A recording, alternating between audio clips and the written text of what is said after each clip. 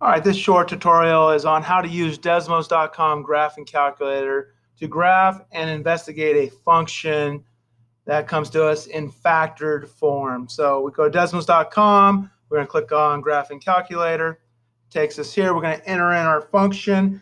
I'm going to use equation notation this time, so I'm not going to do f of x, I'm going to go just y equals, let's say, -4, parentheses, x minus 6, parentheses, and new parentheses, x, let's say, plus 2. All right, there is our parabola. I can't see everything on the screen, so I'm going to zoom in a little bit so I can see more of the parabola. All right, so now first thing it's going to ask you when you investigate is, does it have an absolute min or absolute max? And maybe does the parabola open up or open down? So you look at this parabola, we can see that's opening down. So it has an absolute maximum. It will ask you what's the vertex. The vertex is at the location of the absolute maximum. So I click on that, and Desmos tells me it's 2, 64. So 264 is the vertex. If you want the line of symmetry, we know that the x-coordinate there is the line of symmetry. So it's going to be x equals 2 is our equation. So that blue line is the axis of symmetry. And it goes right through that point, 2, 64.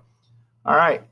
Let me scale out a little bit here. All right, so now if we wanted the y-intercept, we would have to click on the y-axis, and there's the point right there, 0, 48. That's our y-intercept. If we want the x-intercepts, we click on the x-axis where the parabola touches.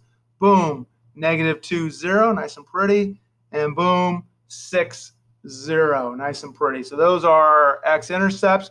If I ask you for the zeros, well, then you just tell me x equals -2 and x equals 6.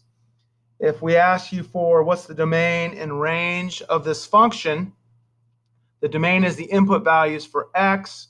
In this case, there's no limitation because x goes all the way from -infinity to +infinity. So we're going to say x equals all real numbers. And the range is limited. So the range starts at the highest point, right? The absolute max there, which is that y is 64. And then from there, is it getting larger or smaller? That's right, it's getting smaller, right? It's decreasing as it goes down. So our range would be simply y is less than or equal to 64. Then they may ask you for the interval of increase or the interval of decrease. So the interval of increase in this one would be the left half of the parabola, right? As x is getting larger, the y is also getting larger. That's increasing. So how do we say it? We want to say it using the x values. So x starts from -infinity and it goes all the way until where? Until x is 2, right? Until x is 2. So our inequality could simply be x is less than 2. We could write it as a compound inequality where we'd say x is greater than -infinity and less than 2. If I ask you for the interval of decrease, well, the interval of decrease is the right half of this parabola. And so the right half, x is going from 2 all the way to +infinity. So I would simply say x is greater than 2. That's it. That's my interval of decrease. X is greater than 2. Or you could do it right as a compound inequality, so you can kind of see the interval better.